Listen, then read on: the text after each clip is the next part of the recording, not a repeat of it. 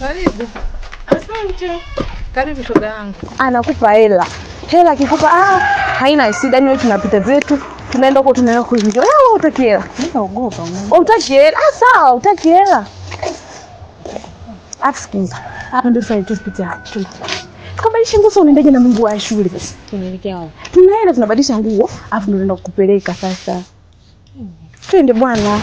Usiogope. Unajua yani usiogope yani hata ikifika kitu chochote shida yoyote itokee. Sawa?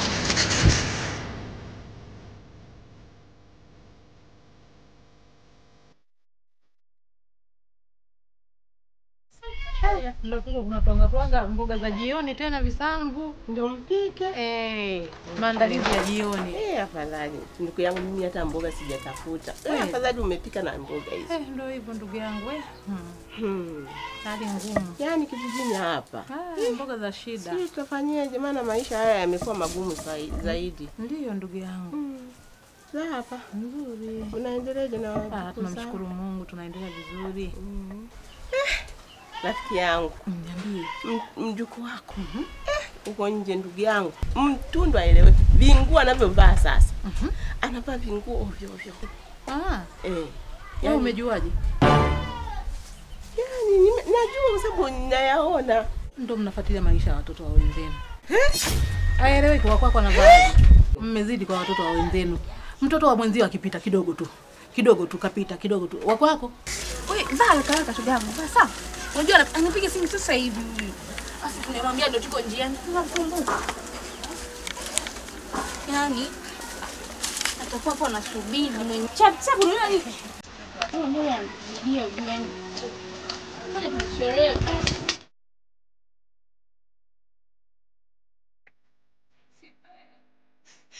Wewe vaa basi tunachelewa. Wewe Maria huyo. Nikajua mtu. Tabia gani unaoifanya hii?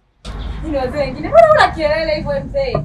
Wewe mtoto, umepelekwa shule ukasome wewe mjukuu wa mama Neti wewe. Ni wazee wengine mzee vipi bana? Maria, hao wanaume wanawadanganya Maria. Hivi wewe mzee shida yako nini hasa? Vipi unanitaka au? Shida yako nini? Wewe mtoto, wewe ndio kunijibu mimi hivyo?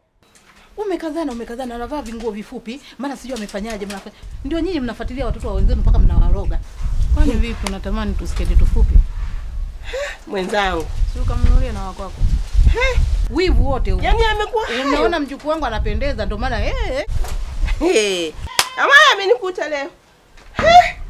Nenda. Nenda mmezidi. Nenda. Ndio alivyo shoga. Ndio nilivyo hivyo. Wewe, hakutaki kesi. Pita. Na wewe unajificha wewe nani wewe? Nimewaona lakini. Lakini tumekuona, pita basi. Haya, endelea.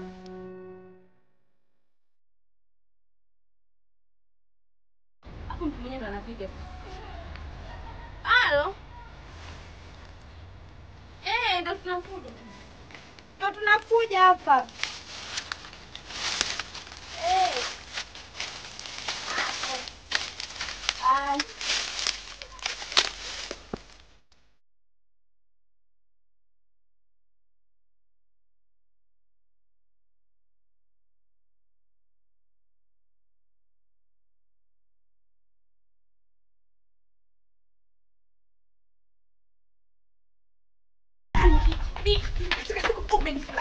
Ndio leo. Yaani yule mama unajua ni kazidi. Hivi? Nataka nimemshuka. Kwa hiyo ulikuwa ndani? Nilikuwa napanga zile nguo. Yaani bibi, yule mama kwake ana masharti hivi. Ukifika kwake, kumsalimia, chuchuma.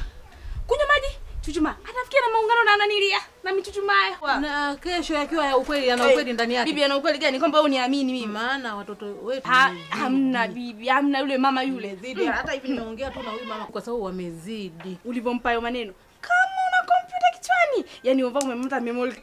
Eti mjukuu wangu. Umempa. Huo ni alivyoondoka nimemshuka. Kaona aibu kugeuka. Wamezidi. Yaani lakini bibi nikwambie tu ule ukweli. Leo. Dada lazima uchambe uko mimi tena. Lakini utulie mjukuu wangu. Mimi sina hata kuniaibisha wewe. Sina hata hayo mambo. Wewe bibi mniamini mimi wewe bibi wewe. Na kuamini lakini watoto bibi wewe uniamini. Hivi bibi unataka nikana tabia mimi mbaya unaniamini kwamba uniamini hadi mimi.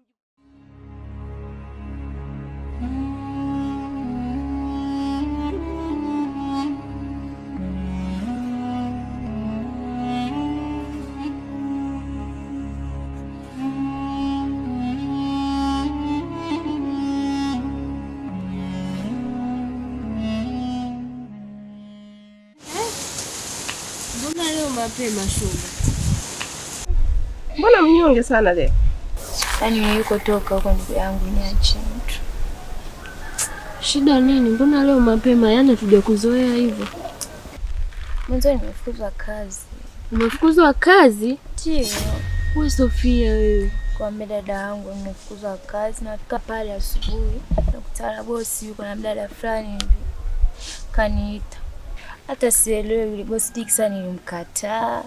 Kaniambia kwanza leo kazi hiyo akapumzika.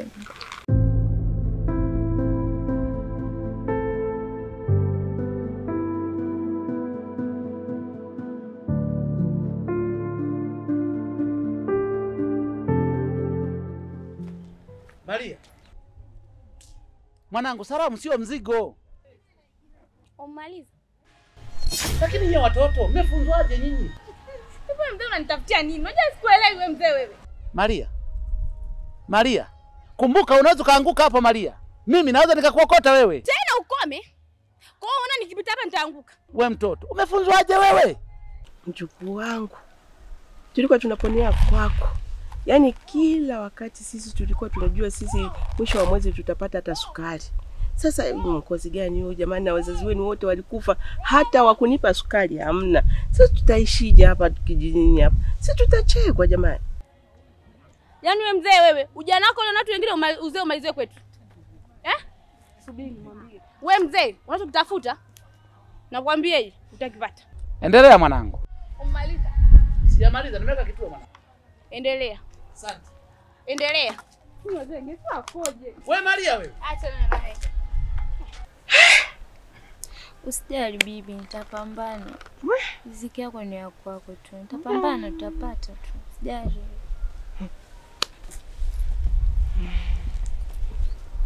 Jamani, maisha. Da. Kila cha mtu ni cha mtu bibi, unafikiri? Yaani nasikitika sana.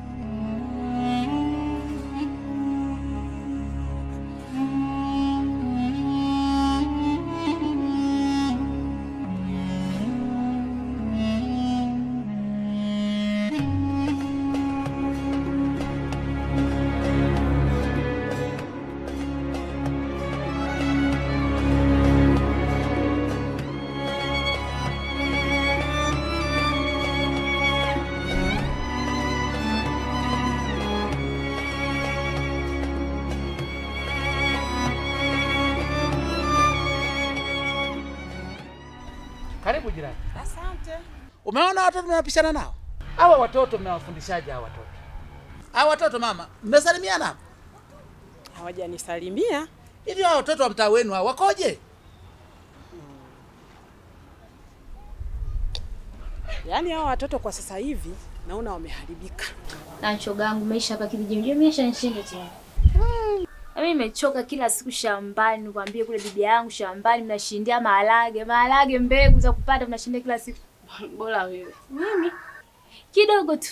Safi hivi, kidogo tu. Safi hivi, shachoka. Mama amenishinda ndio bibi anakaza nia kijijini huku mashambani vya kula hata vieleweki.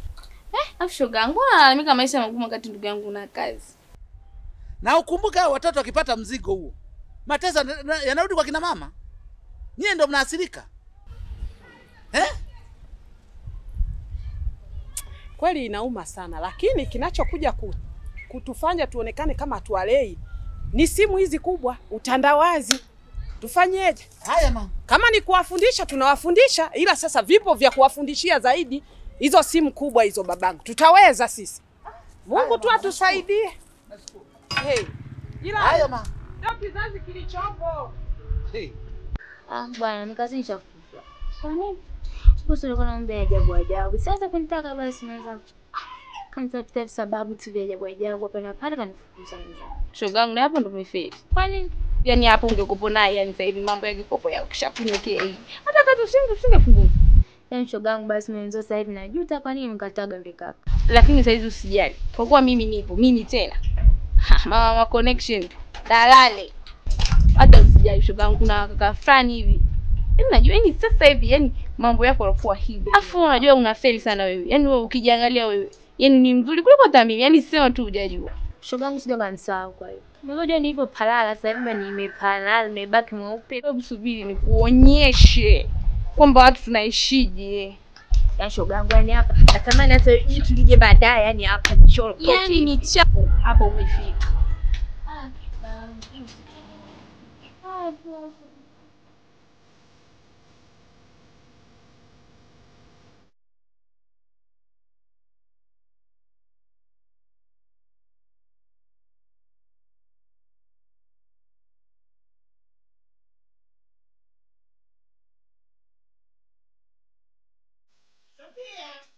Sofia. Sofia. Naomba nichotee kwa maji kisimani hapo.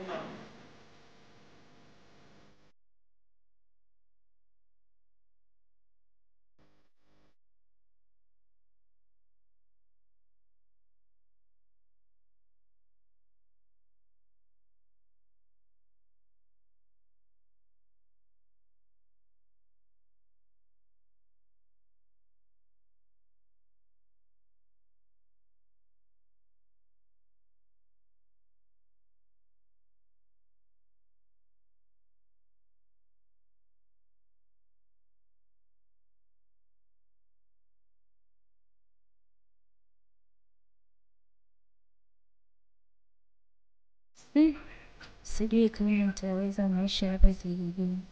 Maana naona nazidi kuwa magumu kila siku. Na kazi hapa nyumbani haziishi.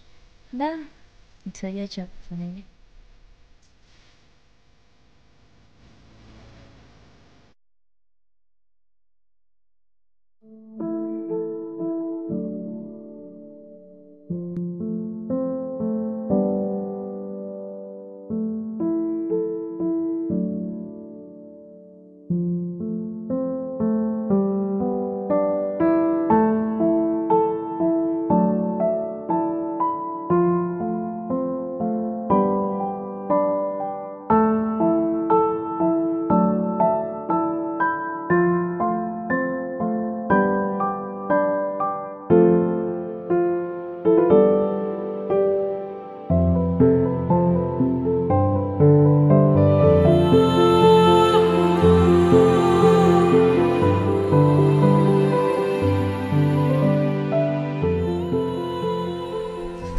Bema vipi?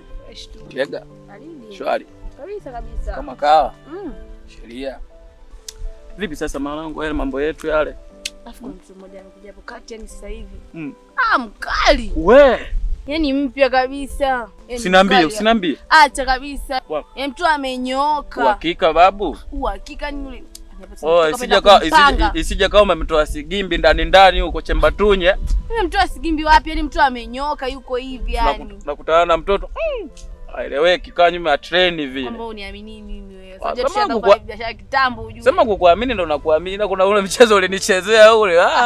Wewe. Alizingua yeye bwana. Yule alinifelisha unajua. Sema nini?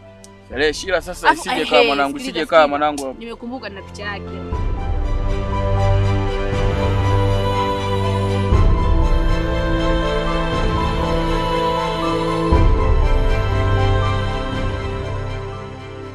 Wewe Sofia, muda wote una chat na simu muda wote. Hivi Sofia, wewe unafikiri wewe ndio una simu peke yake hapa kijijini? Bibi, mimi na kazi sijazoea bwana. Nimeshazoea ofisini kwangu kule nilikuwa nakaa, huku mnaniacha saa 12 kwanza kufanya makazi. Mimi nimechoka.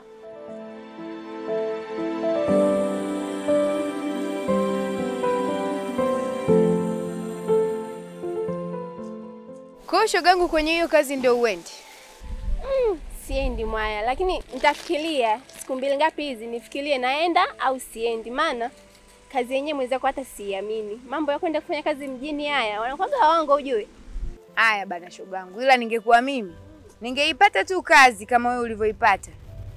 Ningeondoka siku hiyo hiyo. Yaani wewe haraka tu hujui unaenda kufanya nini na unataka kuondoka uende. Wewe atakuja kukukuta makubwa. Nitajulikana huko shogangu. Jamani unapenda kujitoa wewe. Nitakuja kukuponza ujue. Haina shida, lakini mimi nitajua huko mbele ya safari. Hamna kinachoshindikana. Haya mwana, saa mazegazega tukaandae. Sasa maana wazee wetu sio tukazabwa vibao bure. Kwa heli. Okay, bye. Ila ndani ya wiki hili nitakuja Okay, poa shogangu, usuke lakini. Maana unatia huruma kweli. Jamani, nitakisuka nishakwambia. Bunda 30 najiandaa hapa nitasuka. Haya poa. Haya kwa hili wasalimie. Okay, bye.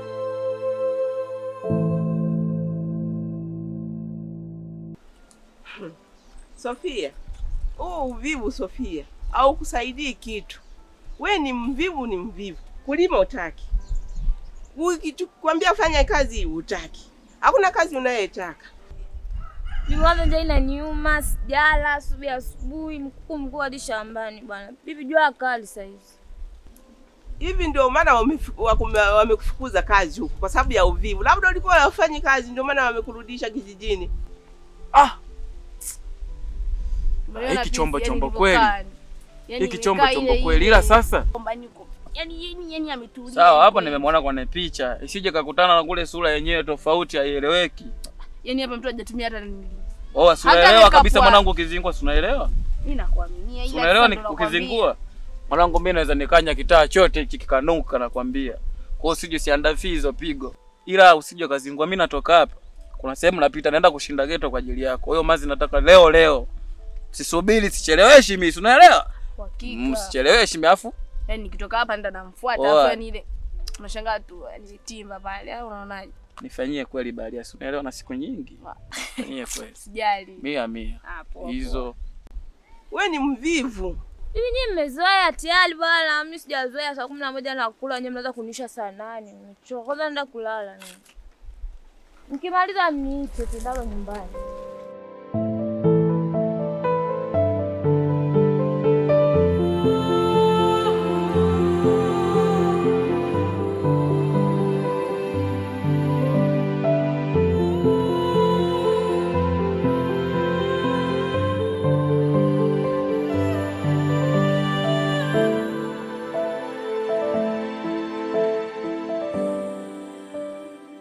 Janeti. Sofia mdogo wako angalia amelala. Bibi Sofia ni mvivu Sofia. Wewe mwache, haya maisha ya mjini anayotaka atayapata.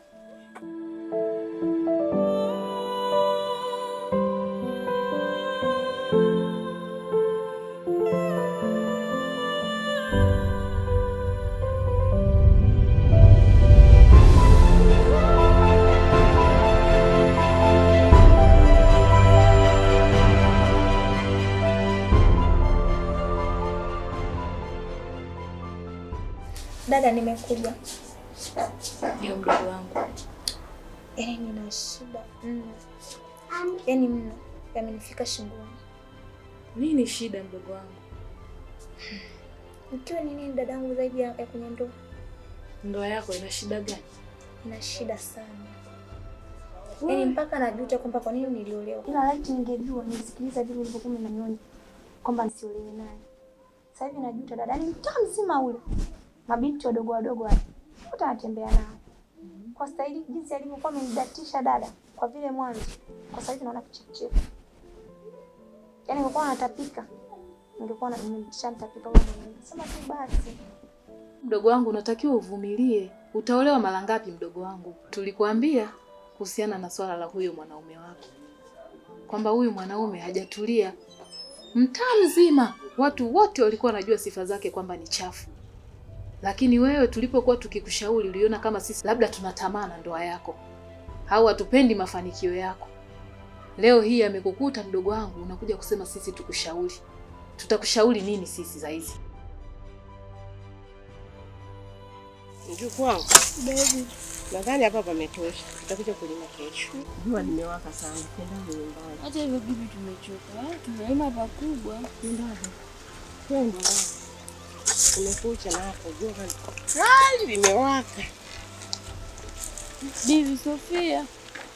Mwache, atajifunza, atapoamuka, atakuta asupu, ndipo atajifunza. Lakini huku ni polini bibi. Yule unajua hatujamfundisha, tunapomfundisha kila wakati. Anaona kama sisi tunaongea ufumu. Kwa hiyo pale ndio anajifunza, akitukuta nyumbani ndio tena atukute tumekula na chakula tumemaliza. Wewe bibi huku ni polini unajua, basi tumwamshe. We twende bwana, twende. Atajifunza kwa hiyo.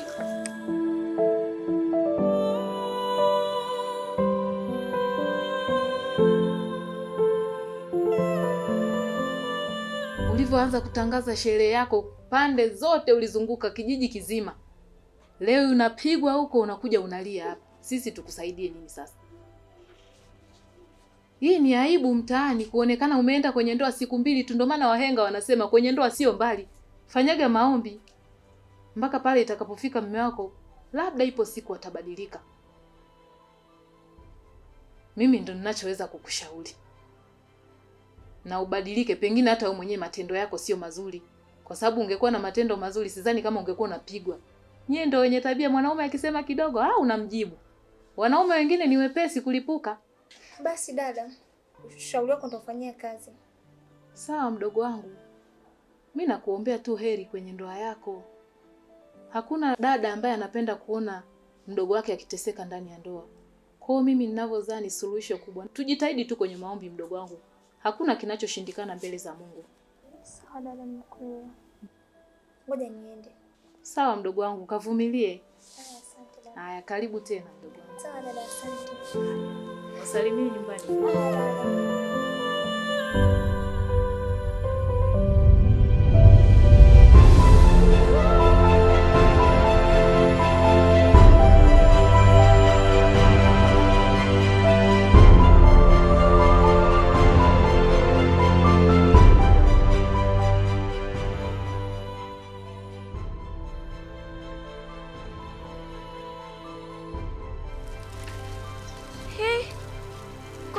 Kuniacha.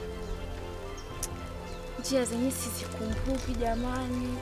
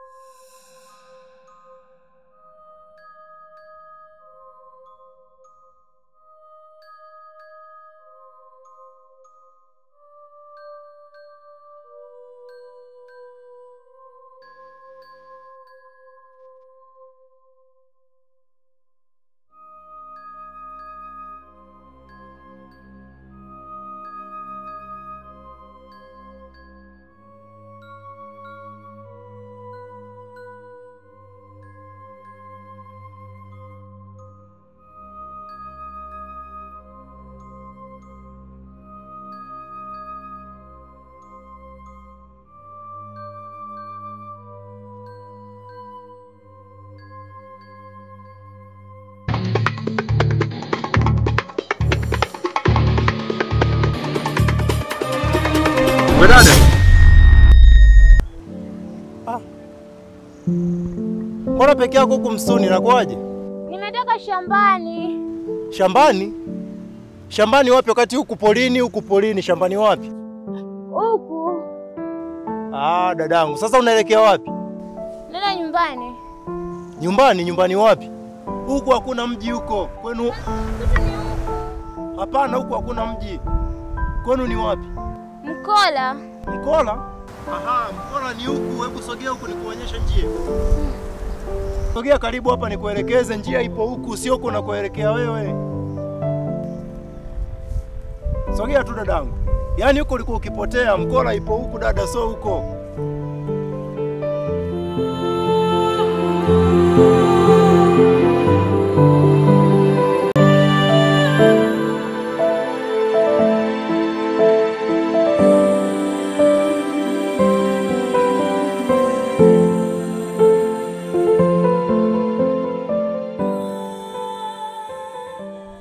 Sofia na shida gani huko aliko? Yeye anataka hata baadaye nianze kuonekana mimi muuni.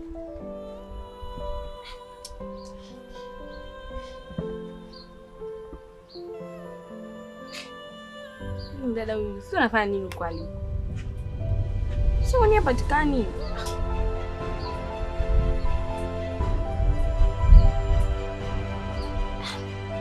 Sinaambia nini kaka? Anaanza kusababisha mimi mishi zangu zianze kwenda ovyo.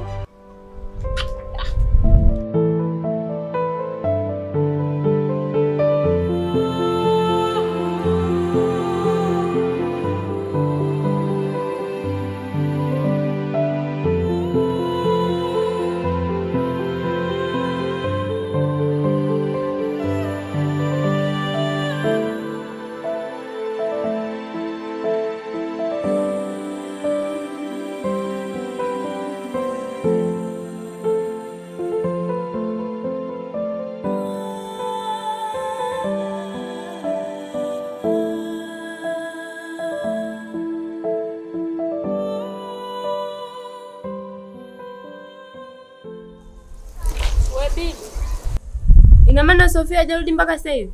Hajarudi? Simuoni. Hajarudi kutoka shambani? Angekuwa ameonekana bibi, mpaka sasa hivi simuoni. Labda kuna sehemu amepitia. Nilikwambia bibi tumuamshe, kule ni polini peke yake, alafu yule ni mtoto wa kike. Sofia ni mtu mzima yule. Lazima atarudi tu, tumsubiri kidogo. Muda umeenda bibi. Atakuja tu, mwache. Baadaye tukiona muda umeenda, tutaenda kumtafuta. Tusubiri kidogo. Haya bibi. Sasa dada, mkola sasa kijiji chenu ni hicho hapo, hiyo ndo mkola. Nakumbuka kwa asubuhi tumepita njia hii tunakwenda shambani. Ndio, kule ambako ulikuwa unaelekea so mkola, ungepotea kabisa kabisa. Hii ndo mkola. Basi sawa, nashukuru. Kwa dada, hebu samani, njoo mara moja. Nafikiri kuna kitu cha msingi nitakuwa nimekisahau. Unaweza kunisaidia namba yako ya simu kwa ajili ya mawasiliano, kwa sababu kuna kesho dada yangu. 07 Ndio.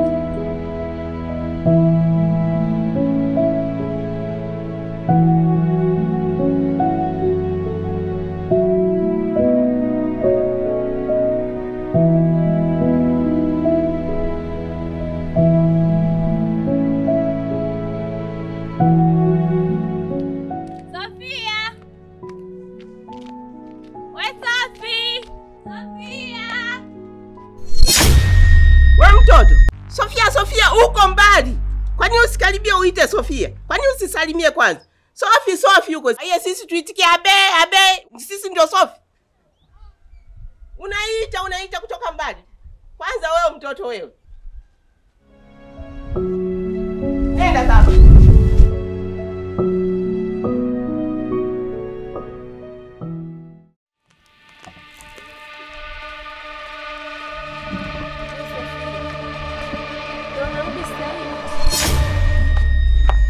Una matatizo gani wewe? Si ndo tulikulaza shambani? Yaani unisukume kiasi hichi? Usingizi wako si ndo umekuponza wewe?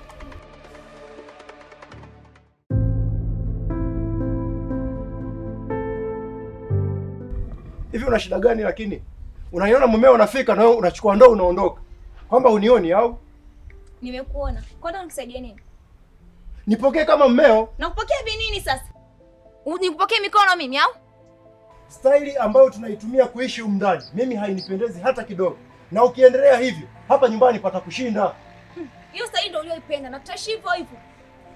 Unatoka hapo unaenda kwa madanga zako, nikuvumilie tu. Na unasema staili mbaya. Una uhakika? Ndio. Una uhakika? Nina uhakika. Haya maneno ya watu huko ombea ndio ambayo yanakusababisha wewe na kujaza kichwa na kujaza upumbavu. Unaacha kuniheshimu mumeo mndani, nimekutolea mahali kwenu, unaleta mambo ya kijinga. Tena nimekuvumilia sana. Unajua hiyo? Nimekuvumilia sana. Naomba uwe mpole. Sawa? Kwa sababu kila kitu unakifanya ndani. Wewe unacho kuja tu kushibisha tumbo lako na kuondoka. Hayo maneno yako ndio ambayo yanafanya tusiishi kwa amani ndani. Na una viburi sana wewe. Unalala nje. Unaacha mkeo ndani. Ila na wenyewe hawa si wameona juzi tu. Utajua na mambo yako bwana. Umalaya tu. Nishachoka hata mwenyewe. Nenda zako bwana. Enda.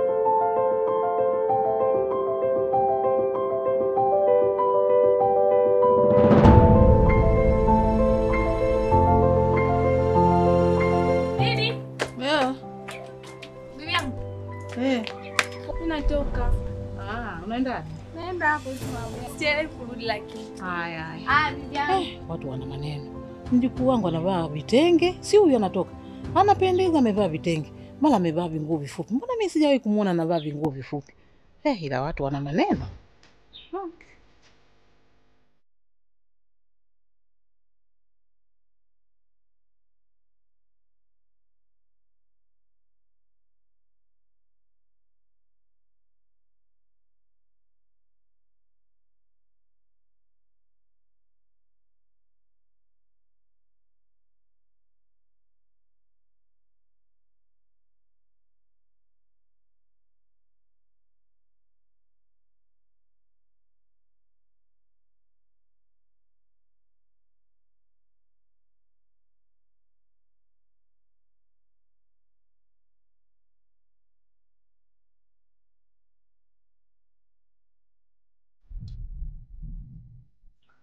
Margaret. Aje. Uko hapa? Ndio.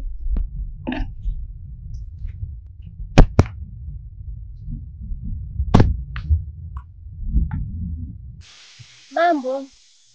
Poa. Mbona umekaa hapa peke yako? Unatia huruma, unaonekana una mawazo kweli. Una shida gani? Kiukweli siko sawa. Napitia maisha magumu. Ila leo sio siku ya kusimulia. Maana leo siko sawa. Pole.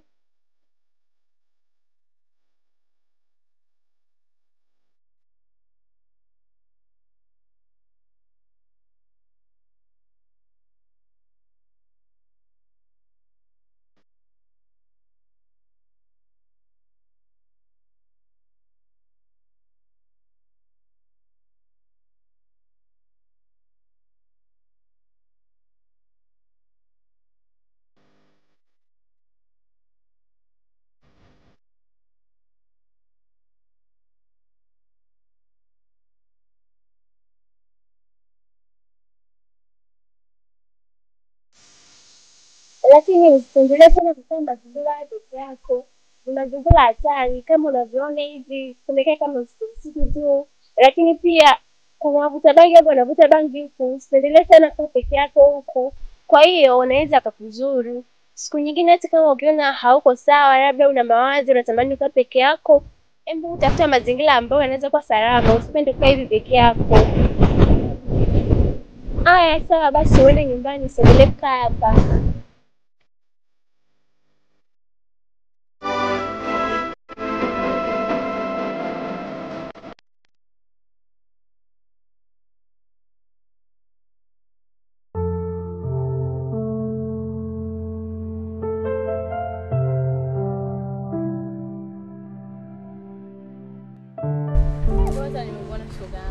Shogangu jua unazingua wewe. Na umenifelisha, yani umenifelisha pakubwa. Yani hapo unakoelekea ndo utaanza kusema mimi si nakufelisha si nini. Ile siku nimekupanga vizuri. Nakuja kupiga simu hazipatikani. Piga we haupatikani. Nikatoka zangu ngajibeba, nafika pale kwa bibi yako alichonifanya. Nini tata shogangu? Ule mzee tena. Yani ule mzee ni hatari. Kufanyaje? Nipe kwanza makua. Nimefika pale. Huo mpokeo wenyewe sasa. Simu ningepokea, simu ilizima chaji. Kwanza niliacho shambani. Wameniacha bibi na Janet nimelala pale kwa na leo mbaya yule mzee na yule binti yake. Ila usijali kesho. Jiandae. So unizingue tena ujue. Yaani wewe mimi niko free shogangu. Kesho saa 10 nakuja pale na kupigia simu. Tunaenda na kupeleka sawa? Haina shida. Usizingue ujue. Shogangu hivi sikuzingui. Kwa shogangu inakaa mchongo. Acha kusimbia baadaye shogangu.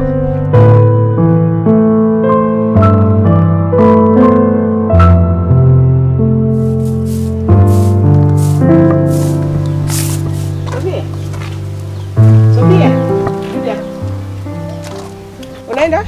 Ila miseme. Unaenda wapi hivyo nilivyokaa?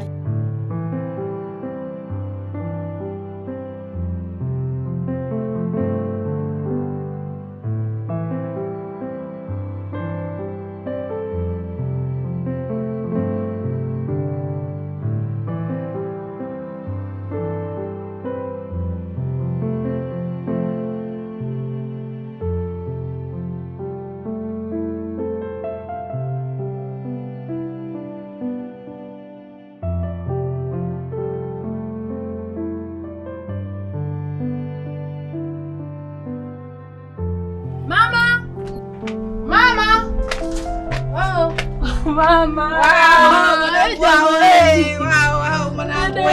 Mama jamani. Jambo, karibu. Nimewamiss. Karibu. Pole na safari mwanangu. Asante mama, asante. Karibu. Sasa mama, mimi nadhani hata niingie ndani. Mwanangu. Msike hapo kidogo maana najisikia joto. Haya mwanangu. Harakati za kwenye magari yani. Pole mwanangu. Asante mama. Naendeleaje lakini hapa wote? Mwanangu yuko wapi? Maana sijamuona. Mwanao ametoka mama. Ameenda wapi tena mama? Si unajua tena mabinti wameenda kutembea. Huyu mtoto huyu. Yaani, walika nyumbani hapana. Mama, unijiege na maji. Haya mwanangu, haya. Nenda misele bibi. Wewe Sofia, misele wapi? Nenda kuzunguka huko juu, si unajua tena sasa hivi inabidi nitoke, mambo kapa nyumbani mimi nachoka. Wewe Sofia, angalia si uko uchi kabisa wewe Sofia. Sawa bibi, niko uchi naelewa, lakini niache tu. Sofia, unaelewa kwamba uko uchi alafu unaenda unavaa nguo ambao unajua kabisa uko uchi. Sasa bibi, kuna shida nini cha ajabu hapo labda kinachokushtua? Wewe hujaona shida? Kwani zina shida gani? Wewe ni kama niko vizuri, bali nimepiga. Mungu wangu Sofia, ndio nguo za kutoka nazo hizi.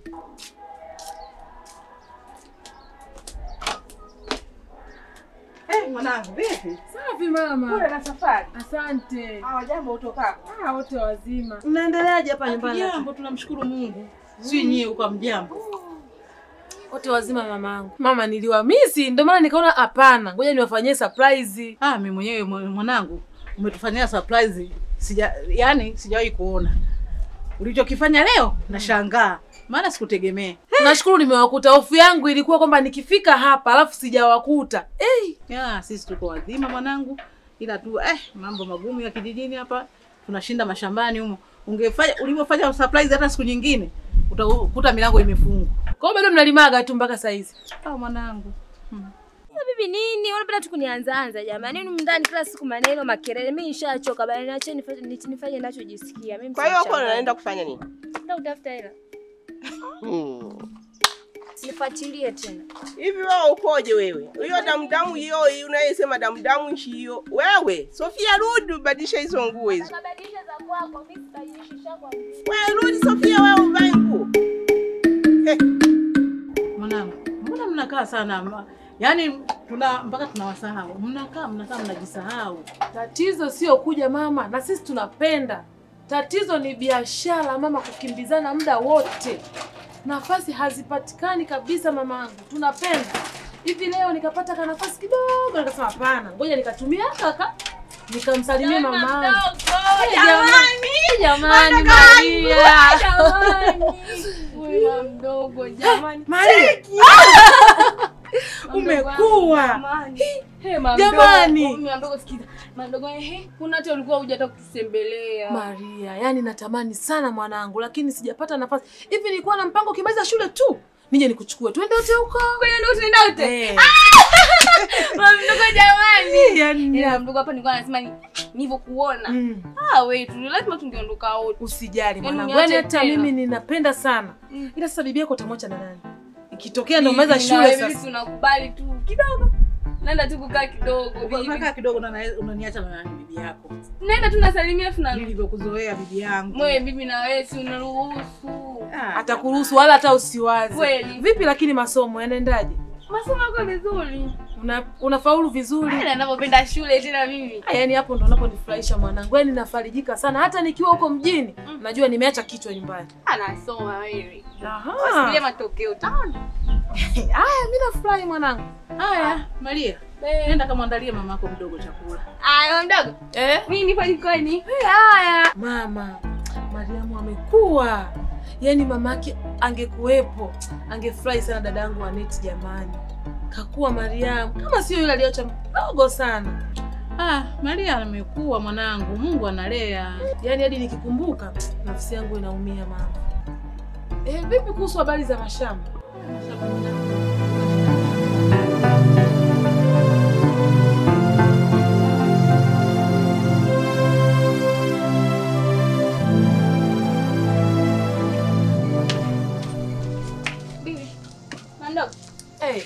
Mimi niende sokoni. Ila mdogo najua ngoli hizo nilia nimefurahi. Si mwenyewe na bibi nimependa. Nafurahi kama umezipenda. Umezipenda bibi na wewe hivi kusema basi umependeza. Umependeza. Bibi na wewe unaongea kinyonge, sema tumependeza. Bibi mbona leo mkuletea hizo nguo zako za mjini na umpendeza? Nimependeza. Sasa. Na mimi nimependeza. Sawa. Basi wote tumependeza. Mimi nimependeza na wewe umependeza. Ila bibi bana. Mdogo. Mimi naenda sokoni. Haya usichelewe mwanangu. Sawa. Ila nguo zenu za mjini zimefanya nini mama? Hapana. Zingine nguo sio nguo kabisa. Halo. Poa. Nzuri, sijui wewe. Niko nyumbani.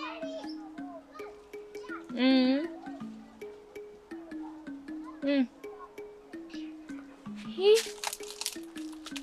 Wewe, yaani wewe siku ya kwanza tu mnaanza kuniambia unanipenda. Ndio mnakuwaga waongo nyewe.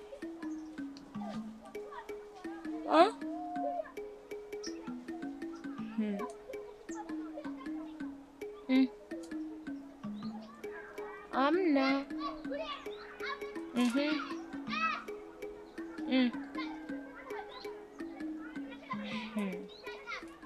Yaani haya mambo mengine mama mimi yananichosha. Kwa hizi nguo ulizovaa hapa, mimi sijaona cha ajabu. Mbona nguo za kawaida tu hizi? Sema mambo ya vijijini tena. Lakini hizi mimi sijaona kama kuna tatizo lolote kwenye hizi nguo ulizovaa. Nguo za kawaida tu. Sema mambo ya vijijini hayo ni magumu. Zingine nguo sio nguo kabisa. Ila tunajikaza tu kwamba sasa utafanyaje.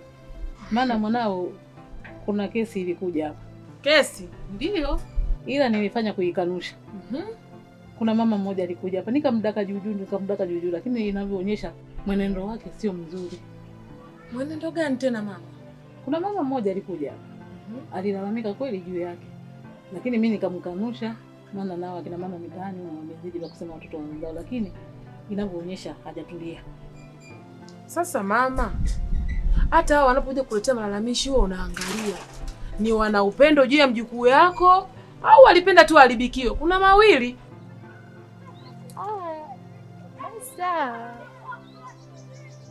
Kwani nikisema sawa uelewe? Kumbaka nikwambie nakupenda pia jamani. Nakupenda pia. Aya. Sawa, nitakuja. Aya po. Aya. Love you too. Eti ananipenda. Hivi unajua jinsi gani mimi natafuta hela? Anahangaika huyu kaka jamani. Tamyosha.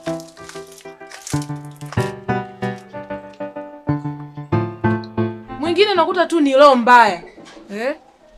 Ni tatizo ni nguo au tatizo ni umalaya? Hivyo hivyo hata mavazi yake anayovaa unafikiri namuelewa wakati mwingine. Ndio maana hata hapa ulipomletea hii nguo. Kwa kweli nisikufiche mwanangu sijapenda. Afu nakumbuka hata mimi hapa wameshawahi kunizushia kipindi fulani. Mambo ya kijijini hapa kama sitaki kabisa kuyasikiliza. Kwanza palishanichosha ni vile ni nyumbani utafanyaje? Sawa. Lakini kuwa makini na huyo mwanao huyo. Unaweza ukakuta kweli anafanya vitu vya ajabu. Tutajaribu kuongelea kama ni kweli, lakini sijaona kama mimi kuna labda kwa sababu sijakaa muda mrefu hapa kijijini.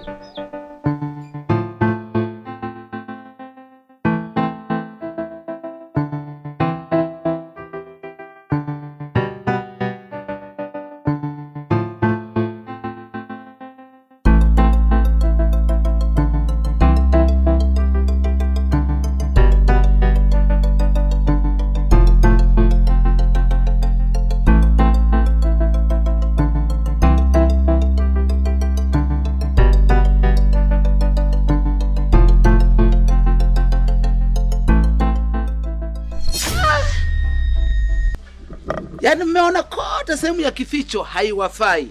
Mmeona mje mpaka hapa njiani ili kila mmoja washuhudie matendo yenu. Sawa, ni wakati wenu, endeleeni.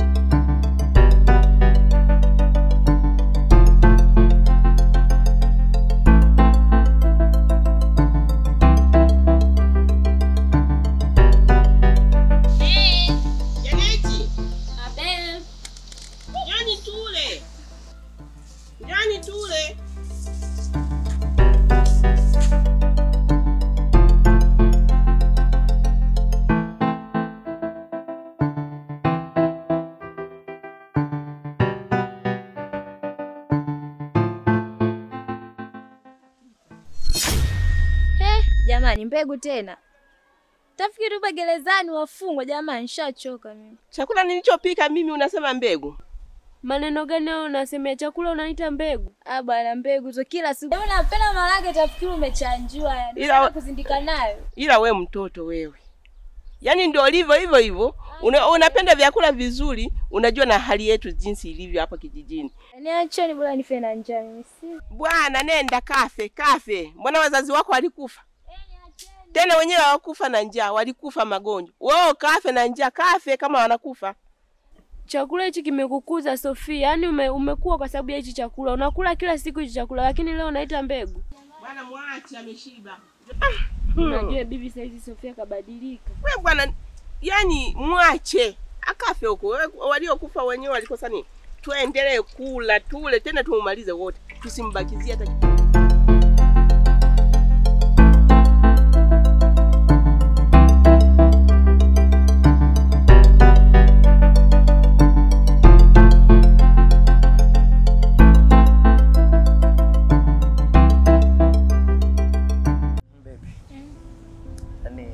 Toka nimekupata na jinsi furaha sana. Kweli? Sana. Natamani usiende mbali na mimi. Aba na mimi. Sasa hizi. Mama. Baby dada katuangalia vibaya. Sivyo labda na mambo yake. Au mnafahamiana? Na mimi simfahamu wala sasa. Mkuta mnafahamiana huko tu anatuchora chora hapa.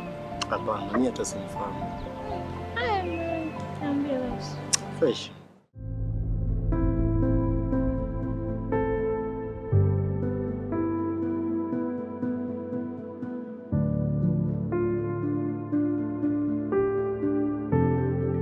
Shogangu. Wapi najua lote hili jamangu. Hivi kwanza unanichukuliaje? Mkuu tena. Yaani wewe siku ile umeniambia siku kuna mtu anajielewa, si mtu anafanya nini. Alafu nimeenda kule aeleweke la nini? Yaani mimi sieleweke, aeleweke hata nini nilichoenda kufuata kule. Unamaanisha nini? Maana unaniacha njia panda. Yaani hakuna nilichofaidi, hakuna nilichoambulia. Sijapewa hata 100. Matenga. Huyu mkaka la dhambi. Kwa tolewa matenga. Kwa hiyo unachekelea eti? Shogangu sio kama nimefurahia. Maana sikujua kama ndio kichokukuta. Kwa hiyo inabidi tu yani hata kama inabidi tu nifurahi hata kidogo shogangu. Ila usijali. Mimi yule mkaka sinaivana naye, sinamjua, atakupa tu hela yako. Kwa hiyo nataka nirudie tena. Sio kwamba urudie tena, nasema atakuletea hela yako jamani. Basi tufanye hivi. Ili tuue ni dai mimi. Si unanijua lakini shogangu. Haina shida, mimi nakusikiliza wewe. Naga mshembovu. Haina shida. Hapa sibingwa nikamfuate. Haya sawa, na umfuate kweli? Sijai shogangu ile imeisha.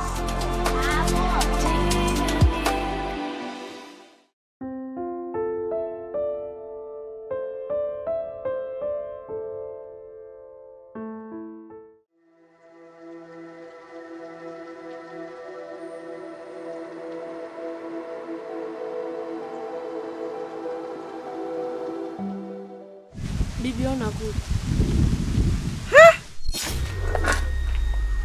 Jamani.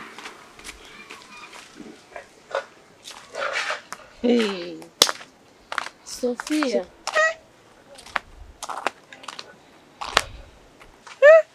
Jamani. Wewe Sofia wewe. Habari zenu jamani.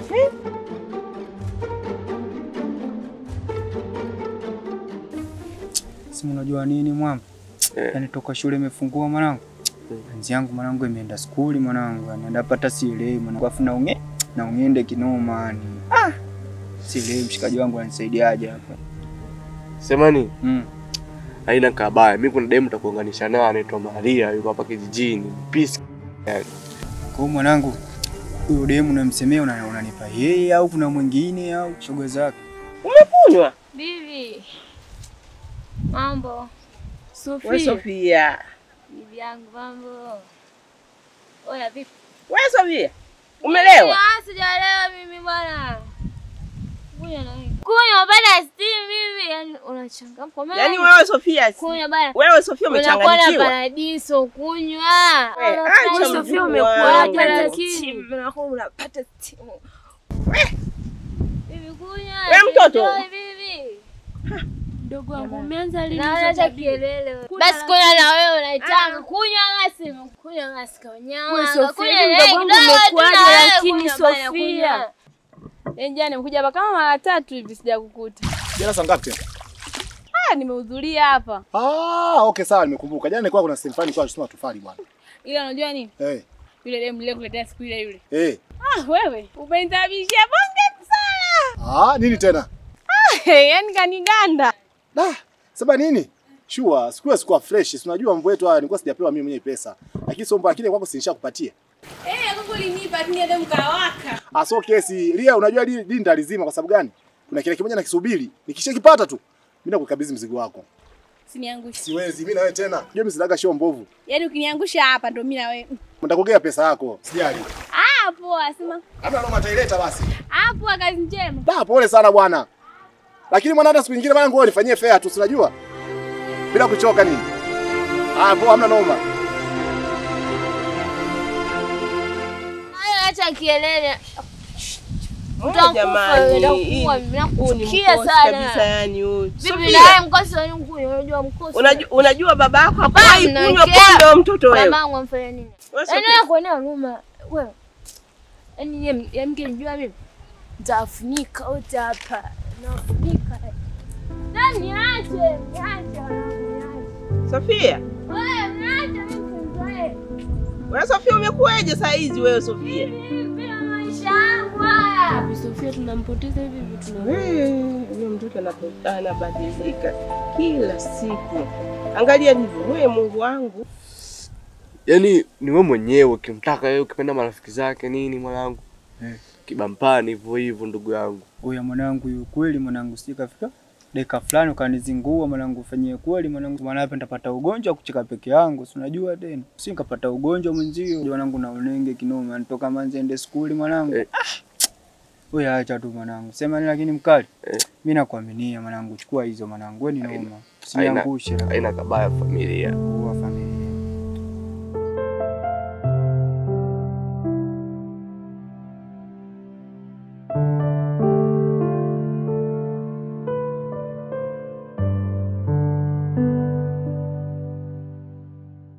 Shikamo bibi. Marahaba, jambo. Si jambo. Shuleni amenituma nilete barua kwa mzazi wa Maria. Sawa.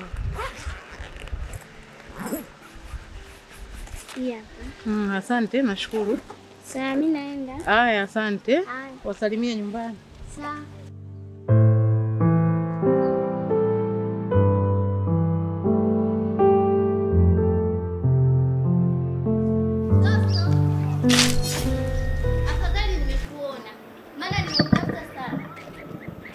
Yaani nimezunguka kukutafuta na hayo mabutu yako nimekutafuta.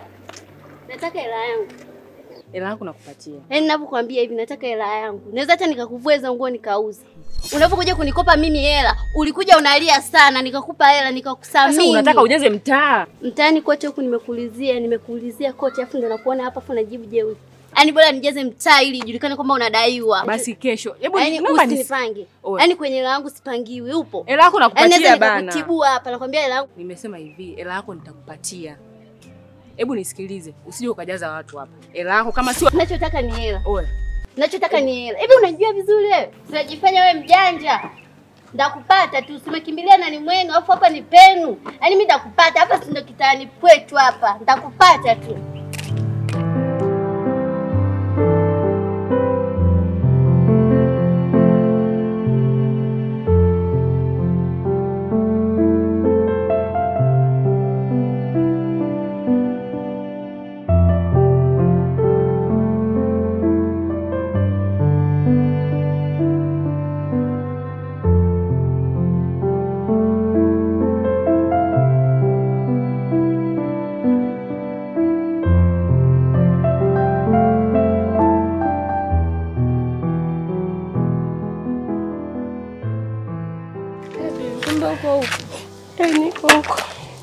Naenda kuchota maji. Haya, Bibi, mbona kama unalia? Shida nini bibi? Amina.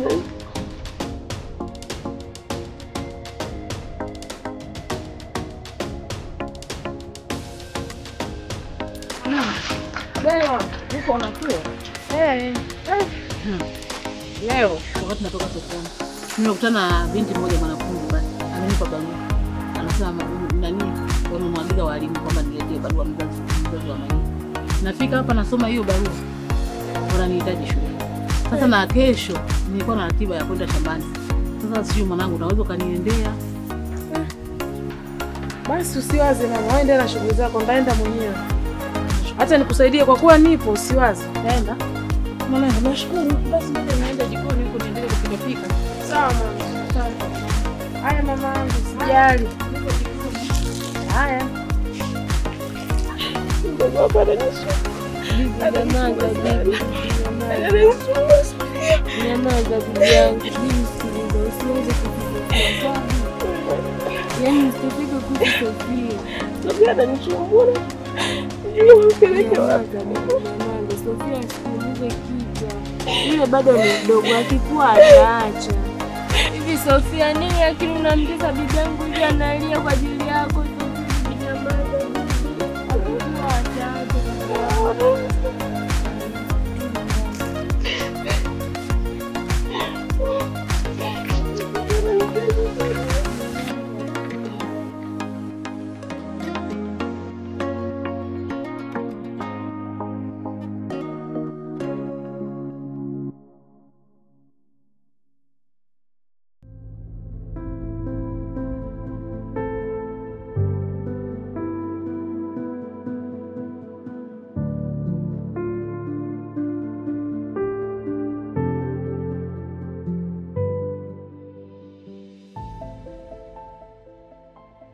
Esther, Abe. Karibu. Asante shogangu. Karibu. Asante. Za hapa nyumbani? Yaani hapa niseme tu salama kiasi. Kiasi tena. Kwanza shogangu, nina ubuyu hapa nilipo. Shogangu, lakini shemeji yupo huko ndani. Si akanisikia? Mama Neti, cha kwanza nashukuru kwa kujali pia nilichokuitia hapa nyumbani. Nimekuita hapa, lengo langu tuzungumze habari za mjukuu wako. Mjukuu wako mwenendo anaoenda nao sio mzuri. Ni mara kadhaa nimemkuta. Mara amesimama na wanaume, mara anabadilisha nguo pagarani, na kwa wakati mwingine anaonekana kama anaenda shule, lakini anakuwa na nguo zingine ambazo ni za nyumbani. Kwa kweli kile kitendo kijanibariki. Tena kijanibariki kabisa. Shemeji yako ametoka sio muda. Yaani kwanza wewe shemeji yako anachonifanyia mimi. Kwanza wiki nzima hata tuongee. Akitoka kazini ni yeye na kulala na kuongea na simu muda wote. Mimi hata hana muda na mimi nakwambia. Lakini nahisi anayempa kiburi, kuna namba fulani hivi naona message miskoyo yupo yeye tu. Yaani nakwambia wiki nzima hajaacha hata hela ya chakula. Na ananiambia kwamba hana hela, lakini cha ajabu naona message amemtumia mtu 50,000. Mimi nikimdai hela ya chakula, hela ya mboga nini, ananiambia mimi sina hela. Na hiyo namba hiyo ndo mtu huyo ambaye anawasiliana naye kila dakika nakwambia. Ila hiyo namba nimeichukua na nitaifuatilia. Nikishaijua nakwambia nitakachokifanya nakwambia naenda kuishangaza dunia. Anaonekana ana maisha na vijana wengine huko barabarani. Hicho kitendo sijakipenda. Nikaona nikuite wewe. Anapoharibikiwa yeye, aibu ni yetu sisi wote. Na pia kwenye kitabu kitakatifu kinazungumza habari hizo. Mlee mtoto katika maadili yaliyo mema, asije kasahau njia zake mpaka atakapokuwa mtu mzima. Wewe ngoja aendelee kuniona boya nilivyokaa kimya, lakini ajui kwamba mimi nishajua kila kitu kuhusu yeye. Yaani saizi nikufanya uchunguzi tu wa hiyo namba. Nikijua tu nakwambia wewe. Mbona mtanijua upande wangu wa pili mimi ni nani? Shogangu, pole sana. Ila ya mambo ya mahusiano haya hayashauriki. Shogangu, ubuyu wenyewe sasa. Nilienda pale juu pale karibu na mtoni pale. Misali nazungumza hivyo. Nadhani utakuwa umenielewa vizuri. Umemaliza? Nimemaliza. Hivi kwa nini mnapenda kumfuatilia sana mjukuu wangu? Mara kwenye makabara, mara sijui kafanyaje, mara sijui hajaenda shule, mara kwa kweli nani anawafuatilia? Kuna mama mmoja naye siku moja alikuja, na wewe baba mtu mzima na mwanaume. Huyo mjukuu wangu, nyie tu ndio mnamuona mjukuu wangu. Mbona yako na msimulie? Nimechoka na hizo habari. Naomba mjukuu wangu mwache. Au amesoma au hajasoma. Itajulikana mbele. Baba mtu mzima ukafunge safari unaagiza maagizo. Kamwambieni mama Anet aje. Nifikiri labda kuna lamana. Baba mtu mzima. Wewe ulikuwa unatafuta nini kwenye mapagala? Mpaka ukamkuta mjukuu wangu. Ulikuwa unatafuta nini mtu mzima kwenye mapagala? Kila siku mjukuu wangu.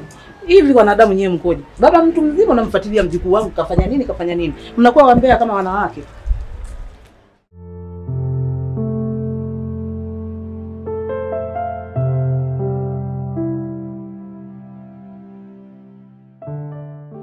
Da, Sofia amezidi kubadilika maskini. Hivi huyu mtoto ampatwa na nini? Yaani tangu amerudi hapa nyumbani, amani imekuwa ndogo sana. Wasiwasi umetawala, furaha hakuna kabisa.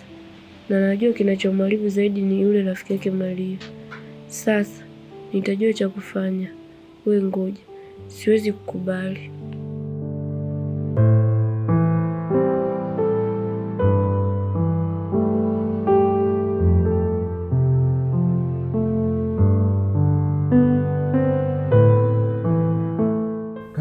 Umeshindaje? Salama bwana. Habari za nyumbani? Tunasaidia, tuko vizuri kabisa. Kaka, leo nimekuja asubuhi. Mimi unajua saizi nimeshaingia likizo. Kwa hiyo nimekuja nataka nikuage kwamba hii likizo yangu yote nimeona nikitumia nyumbani, nataka nirudi nyumbani kule kijijini nikawasalimie. Maana imeshakuwa ni muda mrefu tupo siku zote tu huku mjini. Kwa sasa wakati mwingine tukipata nafasi kama hivi ni bora kwenda. Unajua ni muda mrefu sana tumekuwa tunakaa tu huku mjini bila kujua kule wanaendeleaje na nini. Kazi yetu ni kutuma tu vya kutuma kama unavyojua. Kwa sasa safari nataka likizo yote iishie kule. Kwa nitakuwa kule nataka niende nyumbani kwanza. Sofia mdogo wangu, nimekuita hapa na kuna vitu nataka unisikilize, sawa? Juzi wakati naenda kuchota maji bombani, nilimkuta bibi analia huko nyuma. Na ni hivyo ile hali niliyomkuta nayo na mbembeleza nini, ananiambia analia kwa sababu yako, kwa mambo unayoyafanya. Sofia, unajua tutampoteza bibi kwa sababu yako. Unajua saizi una matendo mabaya wewe. Bibi anasema huko mtaani kwa sababu za tabia zako. Unamtia pressure bibi, yani unamfanya wewe na mawazo, wewe na stress, wewe na nini kwa sababu yako wewe mwenyewe. Hivi Sofia mdogo wangu, kwa nini huwezi kutulia? Nakumbuka jambo la msingi sana. Yaani katika vitu umevikumbuka kwenye maisha yako, jambo kubwa sana la kukumbuka nyumbani. Nimeipenda sana kwa sababu hata ukikuona nyumbani watafurahi mno. Sawa. Basi utajaribu kuwa unaniangalizana pale kwangu ili kufanya ulinzi tena, si unajua? Sawa. Basi Mungu akikujalia heri utakapofunga safari basi utanijulisha ili nione hata mimi unavyoenda kwenda kuwaona kijijini naweza kufanyaje. Unavofika huko angalau wajue na mimi kweli umeniaga, hujatoroka. Sawa. Usijali kaka, hilo limeisha. Kwa mimi nafikiri nikuage. Maana nakuja asubuhi. Hamna shida.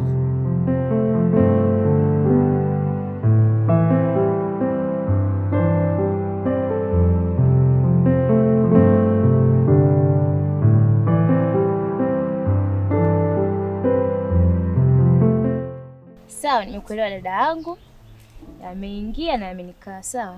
Kwanza mimi nimekaa hapa nikajua naambia vitu vya msingi, vitu mama vya maana. Kumbe naanza kuleta habari za mzee tena. Wewe mzee unashajichokea sasa hivi. Mama yangu amekufa, babangu amekufa. Yeye nani kwanza bakasi? Afu nikaja ndio nampa mapresha au mawazo. Mimi mnaniingilia tunaambia kwani mimi nashindaga na mzee wako? Mimi si nikwambia naambia yangu. Huyo mzee kashachoka. Ana mambo yake, unamkuta huko analia hata akitaka kujinyonga sawa. Mwache afi mdaki umefika. Alafu unajua hii nyumba sasa hatuna hela. Akifa tutatafuta badali tunapiga kila mtu ampita zake. Au unataka kufa? Kama unataka kufa si unamfuata tu miti mingi. Kamba kutaka hata buku mbili tu nakupa ndio unajimalizia huko. Usijifanye mamangu sawa? Unataka kunipa ushauri Sofia. Afu kama zipi kunichanganya na wauza la nyewe Sofia. Yaani wauza na wapiga bei wote. Sina wewe endelea na changu. Sofia, yani tuna bibi huyo afu bado unataka umpoteze kweli? Shogangu naye kwa kufua ujambo. Yaani wewe kila siku nikija hapa ni wewe tu nakufua. Hapana shogangu. Au na nguo nyingi. Hamna, kawaida tu kufua. Si unajua mambo ya usafi tena. Alafu rafiki yangu, ile namba ambayo nilikuwa nakwambia ile siku, nishamjua huyo mtu nakwambia. Ambaye anasababisha mimi nakula figiri kila siku, yule mdada yule nakwambia nikimkamata. Utamfanya nini tena? Nitakachomfanya, mbona atashindwa kwa DC hata wenzake wale. Sijui yule mdada yukoje. Shogangu, kwa hiyo itakuwaje? Mimi mwanzo naogopa ugomvi ujue. Yaani wewe tu kaa pembeni. Ili game ndalicheza mimi mwenyewe, tutasikia. Lakini shogangu kilichonileta hapa, si unajua tena kule nyumbani mimi mazingira sio mazuri. Naomba unisaidie hata unga ili nipate mlo wa leo mchana. Sawa shogangu, japokuwa mwenyewe unga upo kidogo ila nitakusaidia. Nitashukuru ukifanya hivyo ndugu yangu. Maana yule baba yule sasa. Da. Ngoja subiri.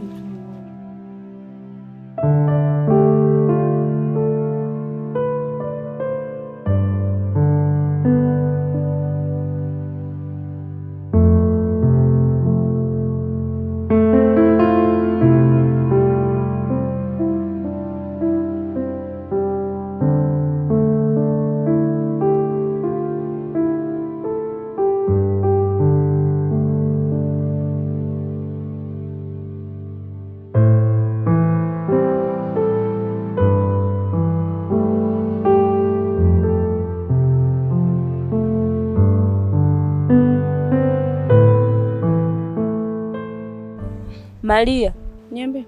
Hivi kwa nini unataka kuyaribu maisha ya mdogo wangu? Unajua ndo unamponza mdogo wangu wewe. Dada samani, unajua hii ni asubuhi eh? Yaani nimetoka zangu huko, naelekea zangu kanisani. Naomba uniache usiniharibie budi kabisa. Kabisa. Shoga. Niambie shoga yangu. Mambo si ndo haya. Yapi tena?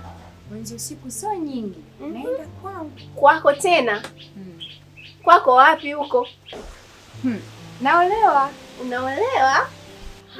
Umejitoa mwenyewe. Mwenzako sitaki kusikia hizo habari za ndoa.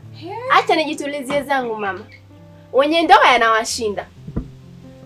Hivi unamkumbuka Margaret? Ndio namfahamu. Unakumbuka alivyokuwa anaishi na mume wake? Walivyokuwa wanapendana vile, unakumbuka? Mapenzi hadharani, mapenzi moto moto. Unayakumbuka hayo? Nakumbuka. Sasa hivi ndugu yangu ungewaona. Mama mume kabadilika. Ndio. Maria nakuonya. Naomba muache mdogo wangu. Yaani tabia anazoonekana nazo saizi ni za kwako wewe. Yaani wewe ni kupe tu kurukaruka tu ndio unamfundisha mdogo wangu. Maria. Yaani watu wengine wavaa chawi. Hivi wewe dada.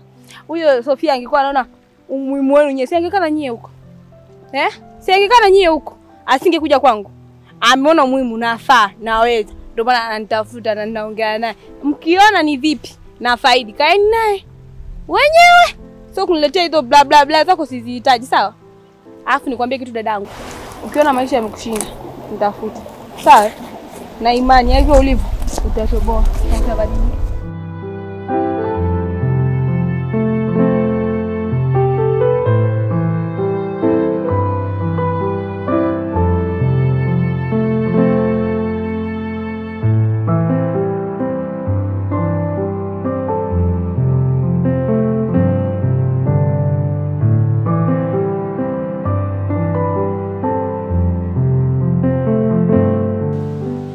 Kabadilika. Margaret sasa hivi anateseka, anatia huruma. Wewe, usiniambie. Ndio. Nikakonda mwenyewe. Unajua anavyopata shida wewe na ile ndoa yake sasa hivi. Mapenzi yameisha, mume anarudi usiku, mume analewa, hakuna pesa za matumizi. Kipigo ni kama chote. Maneno hayaishi. Dada wa watu kakonda, anatia huruma. Ukimwangalia mwenyewe tu utajua huyo ana matatizo. Lakini shogangu. Mimi najua anaisumbua ndoa ya Margaret.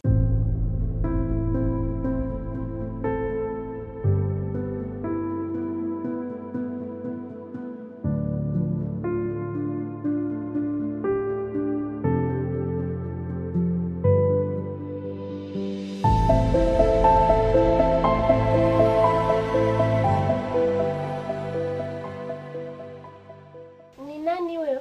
Kidada fulani hivi. Kimetoka mjini. Kina mashauzi hicho. Kipi? Sofia. Unamjua? Sofia? Ushakutana naye? Aha, Ndio kile kidada kina mashauri kama yote, kina mambo mengi hivi. Alafu kinajifanya kina mambo ya kimjini, eti mambo ya kijijini hajazoea. Kwa hiyo kamteka mume wa Margaret. Lakini mume wa Margaret toka muda alikuwa anasumbua. Ila sema tu sasa hivi ndio kashikwa na huyo dada shoga. Haoni, hasikii. Alafu sasa kile kimeteka kijiji kizima chote hichi. Wanaume wote wanamwangalia yeye sasa hivi. Wewe mbona ni matatizo? Na wenyewe wanaoma kijijini kushobokea wadada. Kisa tu kidada kimetoka mjini, basi ndo wanakishobokea. Jamani, watapata hata magonjwa. Lakini shogangu, subiria. Mimi nitaonana na Margaret nitamwambia. Utamwambia nini Margaret? Nitamwambia nani ambaye anasababisha ndoa yake kuwa ngumu. Mama, una uhakika? Na uhakika. Na huyo lazima tu ni Sofia, kwa sababu Sofia mambo anayofanya. Lazima tu nitamfuata Margaret. Huyo naye kombea, atakuja kushinda wewe, atakuvalia vijola ujue. Sijui lakini mimi nitamwambia. Yatakushinda, usije kuniambia sijui huko kuna ugomvi na kusaidia mwenzako. Sitakusaidia. Nitakuachia mwenyewe. Sawa. Hamna shida, ila lazima nimfuate, nitaenda kumwambia. Kwa sababu wale shoga wetu wanateseka kiasi kile jamani. Na sisi chanzo tunakijua. Tunakaa kimya. Mimi nitamfuata, nisikufiche tu uzuri.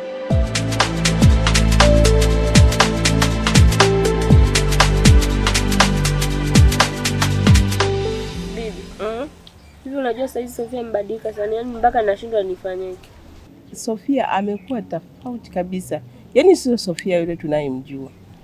Sofia ameharibika. Mimi nimeshindwa nifanyeje na Sofia. Na sio hivyo tu bibi.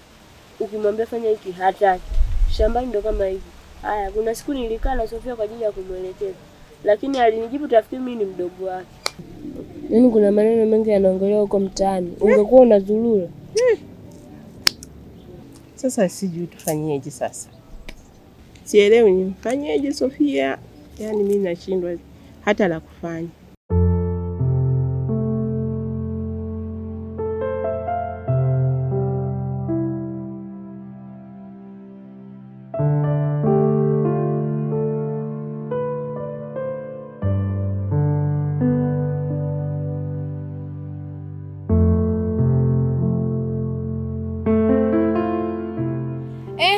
Bora nimekuona shogangu. Kuna nini tena dada?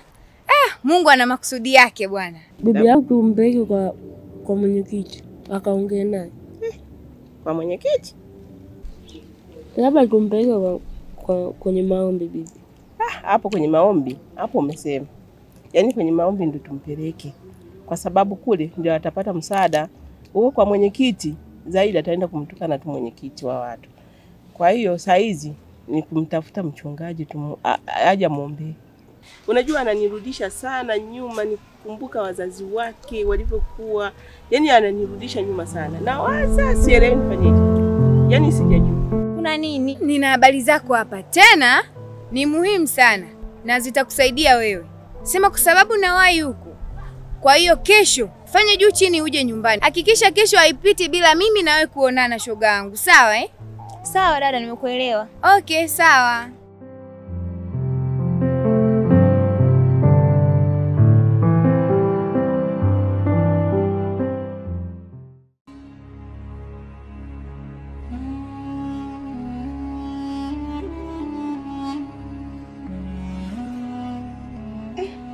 Hizi nywele kwanza zimekatika.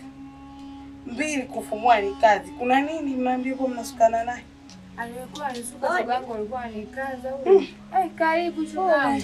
Karibu. Karibu jamani. Jamani za hapa. Salama za huko kutoka. Salama. Sasa shogangu, ngoja mimi niende nikapike.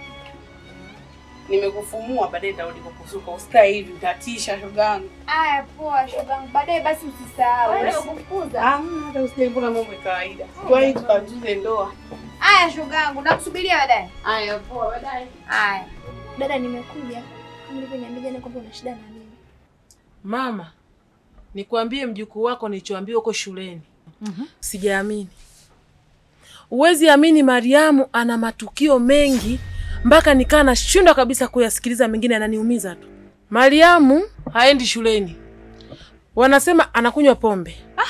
Mariamu ndo anayehusika kuwaunganisha mabinti wenzie na wanaume.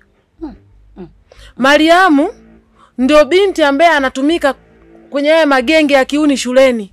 Mama, na hivi ninavyokuambia, hivi saa hizi Mariamu wamemsimamisha shule kwa muda usiojulikana. Mtoto yuko wapi? Nimemwachia jirani. Okay, sawa mdogo wangu. Kama nilivyokuita dada yako hapa. Kwenye ndoa yako uko sawa mdogo wangu? Wewe umejuaje hayo dada? Nimesikia tu maneno kwamba ndoa yako haiko sawa. Ni kweli dada, unachokiongea. Nimekuita hapa kwa sababu mimi hapa najua namna moja au nyingine nini ambacho kinamfanya shemeji anakuwa hivyo. Kweli dada? Ndiyo. Mpaka bodi ya shule itakapokaa ndipo watakavyofanya maamuzi kama arudi au imeisha. Mungu wangu. Yaani nisikufiche, Mariamu akija hapa ndipo atakaponijua kama mimi mama yake mdogo nipoje. Labda hajaijua rangi yangu halisi ni ipi. Mariamu, huwezi amini. Kweli?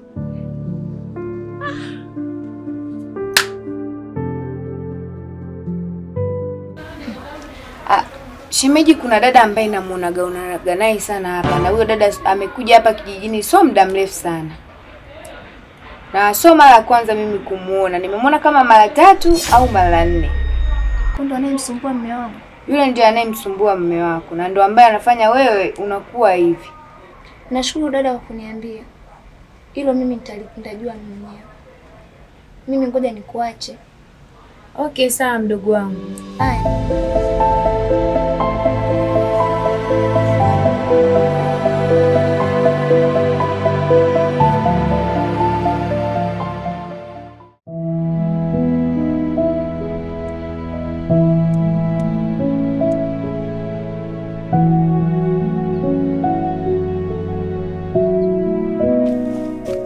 Mdogo wangu ni wewe? Umekusibu nini mdogo wangu? Wewe umekuja kukaa huku polini peke yako? Mdogo wangu. Nini polini huko peke yako? Yaani acha tu dada. Yaani toka siku ile nimekuja kwako mpaka sasa hivi. Yaani ndoa yangu inawaka moto. Kwa hiyo umeona njia sahihi ni wewe kuja kukaa huku.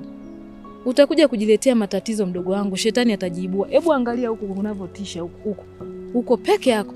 Utakuja kusababisha na matukio ambayo hayastahili. Kwani ndoa zinazowaka moto unadhania ni ya kwako peke yako? Hapana mdogo wangu, lazima kuna sababu nyingine iliyokufanya uje huko. Hebu niambie. Nimeambiwa kwamba kuna binti ameingia hapa kijijini dada. Na sisi ndo anayemchanganya mume wangu. Maana saizi akaliki, sijui amempa ni dawa.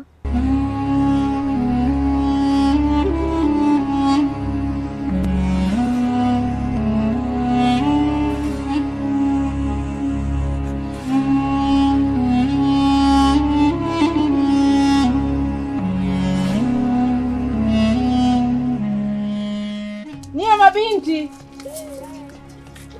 Hamjambo. Marhaba. Labda mnaweza mkawa mmenionea hapo mjukuu wangu. Mdogo wangu, kukaa huku peke yako sio solution ya majibu ya ndoa yako. Ni afadhali ungekuja nyumbani ili niweze hata tuweze kubadilishana mawazo. Jibu la ndoa yako ni Yesu peke yake. Twende mdogo wangu. Ujipange siku moja nikupeleke kanisani, hata kama ni kesho au siku yoyote, twende kwenye maombi. Umesikia mdogo wangu? Usirudie tena kukaa maeneo haya. Haya maeneo sio mazuri. Yanaweza yakakupelekea mwisho wa siku roho hata ya kujiua ikakuingia ukapoteza maisha, ukaacha watoto wanakutegemea. Usirudie tena kitendo kama hicho. Wewe mimi ninachotaka nikwambie, kesho twende kanisani. Mchungaji wangu anasaidia sana watu. Kwani wewe mdogo wangu uteseke na wakati Mungu yupo? Sawa dada, nikuelewa. Usije ukarudia tena mdogo wangu. Mjukuu wako yupi? Maria. Maria? Hapana, mimi sijaona naye. Wewe binti? Sijaona. Mkimuona mnaweza mkaniambia.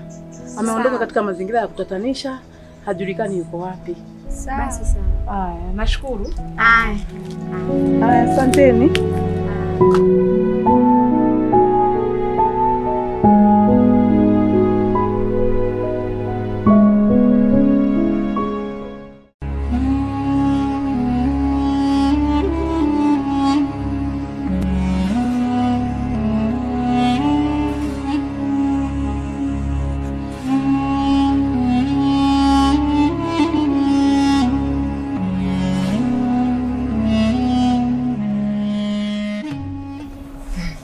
Mama, ndio umekaa hapa?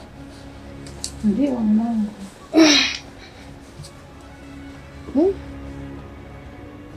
Mama bado nasikitika.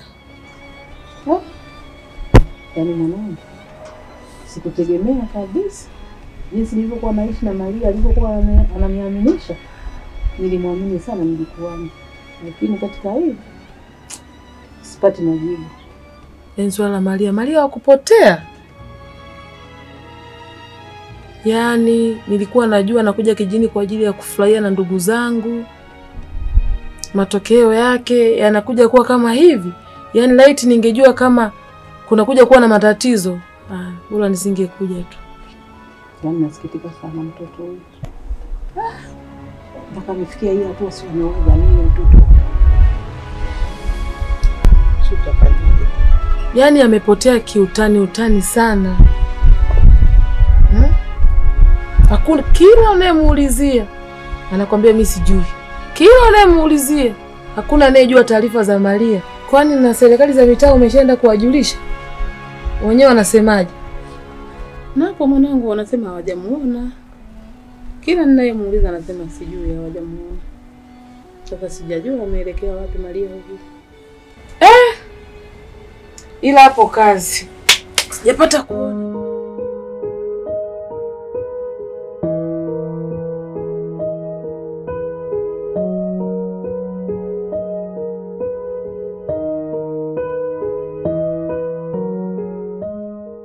Dada aliniambia twende kwenye maombi, lakini mume wangu lazima mumwekea dawa.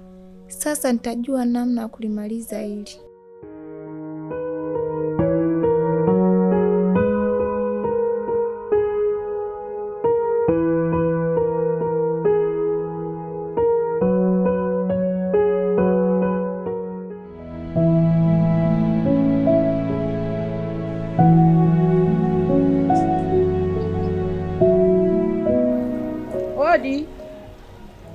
Odi. Karibu. Asante. Ngoja nije.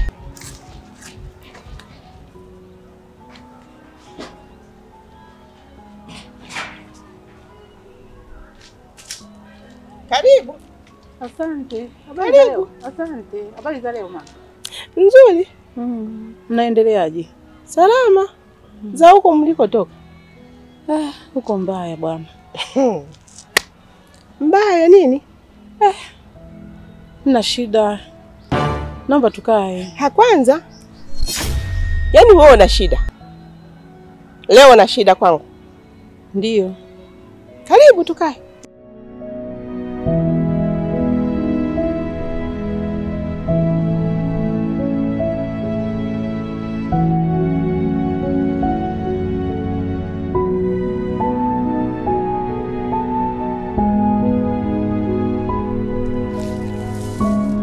Karibu tukae.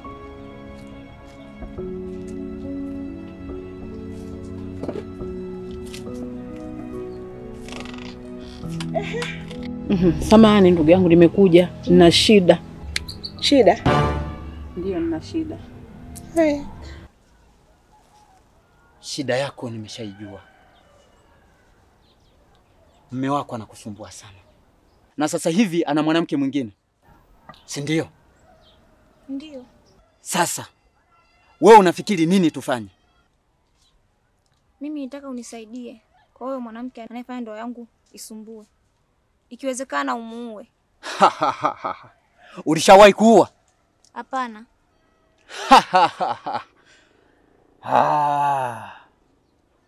Hapa ndo umefika.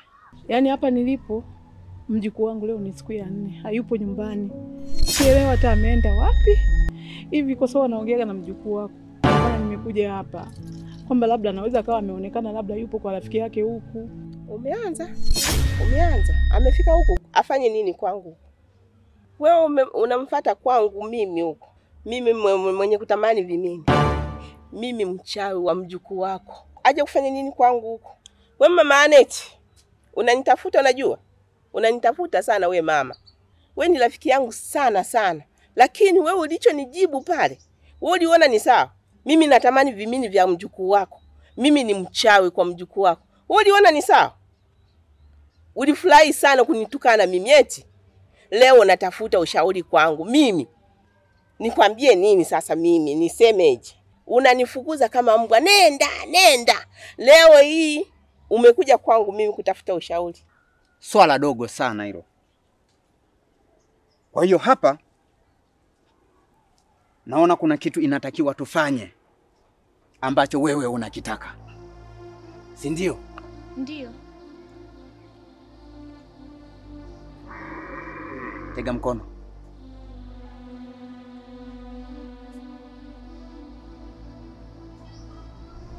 Huyu ndo Sofia unayetaka kumuua. Na kama umedhamiria kweli kuua, choma hapo kwenye moto. Ndugu yangu, sikuelewa nilikuwa nafanya nini.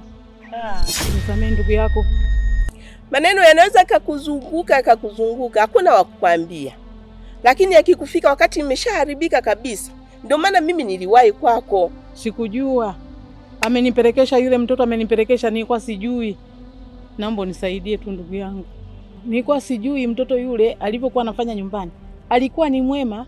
Yaani ni mtoto ambaye nilikuwa naona ni mtoto aliyetulia. Ndio maana nilikutaka juu. Maana alipokuwa ananiaminisha, niliona kama ni mtoto ambaye ni mtaratibu.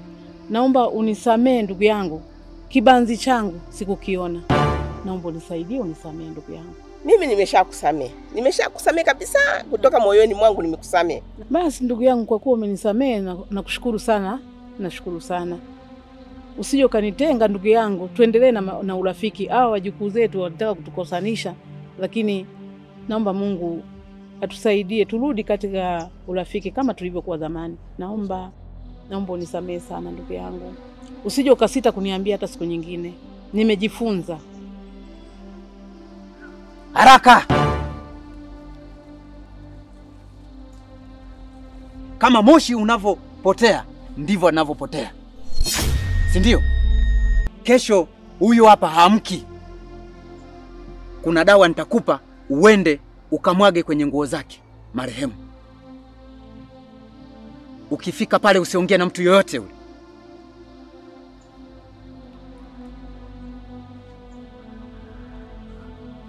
Basi ndugu yangu, nimeshakusikia. Nikilisikia yuko sehemu fulani, tuja kukuambia. Usiwaze sana. Hawa ni wajukuu zetu. Tunatakiwa kusaidiana. Usinipite pembeni, usiseme kwa wengine. Mimi sikusema kwa wengine, ndio maana nilikuja moja kwa moja kwako. Basi ndugu yangu, nimeshakusamea mimi. Hakuna chochote moyoni. Ila nikipata taarifa nitauliza kwa rafiki zangu. Nikipata taarifa nitakuletea taarifa.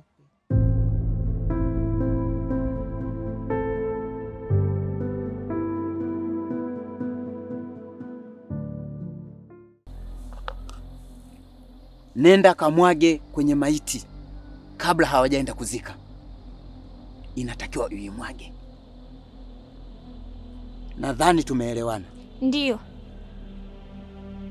Sawa kabisa.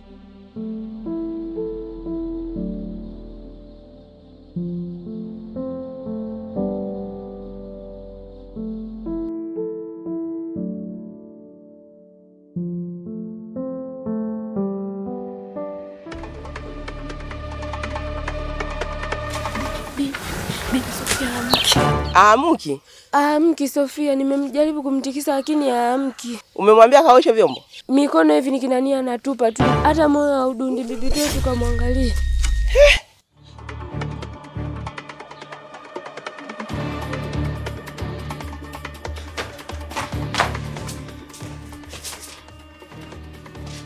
Wewe Sofia. Sofia. Sofia. Wewe Sofia. Sofia amka. Wewe Sofia. Wewe Sofia. Ana uvivu wako, amka wewe Sofia. Sofia. Wewe Sofia. Kweli. Sofia. Wewe Sofia. Sofia. Sofia.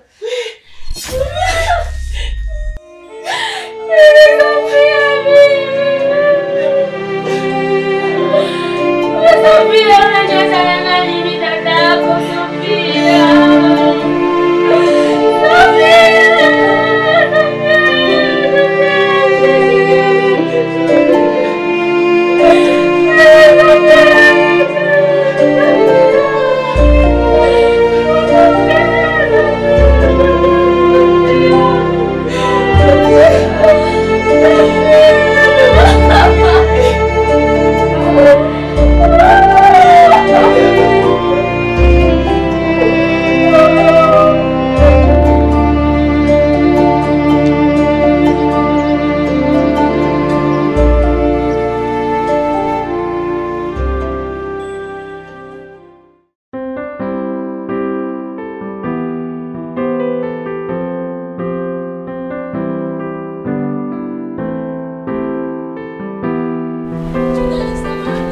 Mama. Bwana Yesu asifiwe. Amina mama, amina. Habari ya leo? Nzuri kabisa mama. Unaendeleaje mchungaji? Tunaendelea vizuri mama. Si unanikumbuka?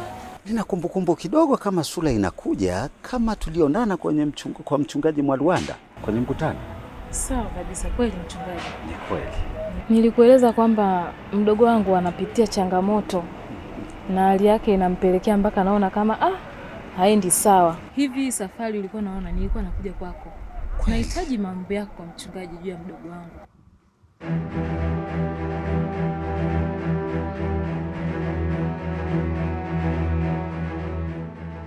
Samahani baba. Labda utakuwa umenionea kwa mjukuu wangu, Maria. Maria huyu, Maria rafiki yake Sofia? Ndio. Maria rafiki yake Sofia bwana. Kuna wiki kama mbili zimepita hivi. Ni wana stand. Na kwa muonekano ule alikuwa anasafiri. Maana alipanda gari la mkoani.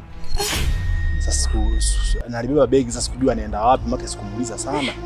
Kweli? Mimi naona stand. Na tukuongea sana, maana tuko tunasalimiana sana. Mambo binafsi ya mtu nisimulize anaenda wapi, ngajua basi labda nyinyi mmemtuma, labda anaenda kwa ndugu zake kufanyia kusalimia.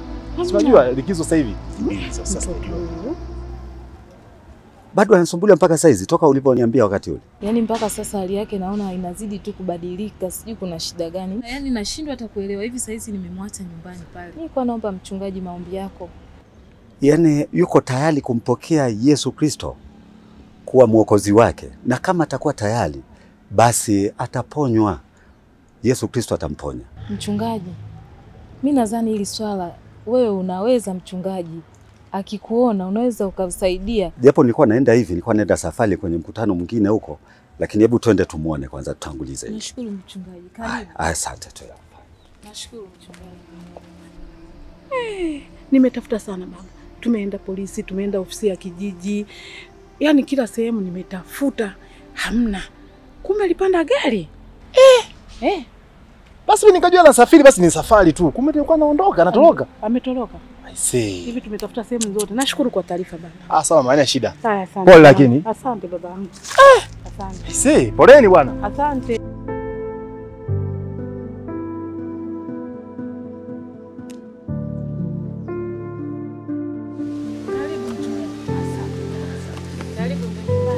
Asante, ndo nyumbani.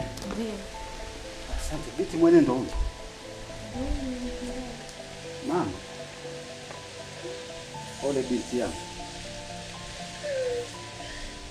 Ole sana. Hali ndio imekuwa mbaya sana. Karibu kiti mchungaji. Asante sana. Nini kinachokusumbua sana?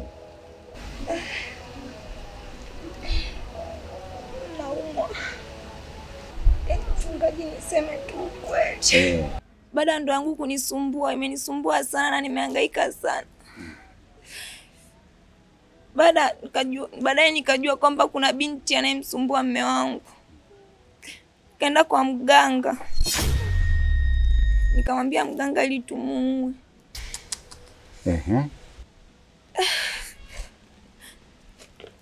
Mganga kanipa dawa ili kwamba niende nikaweke kwenye nguo zake za maiti. Na yule alikufa? Ndio. Mimi nilikosea masharti na hisi ndio kinachonitesa mchungaji. Ndani ya yote hayo 9 lakini 10. Uko tayari kumpokea Bwana wetu Yesu Kristo kuwa ni Bwana na Mwokozi wako? Hakika Mungu, kama utakuwa tayari kwa moyo wako wote, Mungu anakuponya. Niko tayari mchungaji, siwezi kupinga, napitia mateso. Na uko tayari kuziacha hata dawa za aina yoyote ile za mganga? Ndio.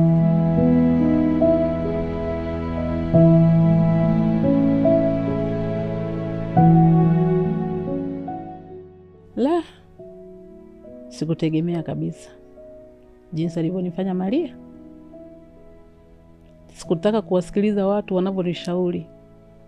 Nilikurupuka bila kujua, lakini yamenitokea puani na sasa nimejifunza jinsi ya kuishi na watu.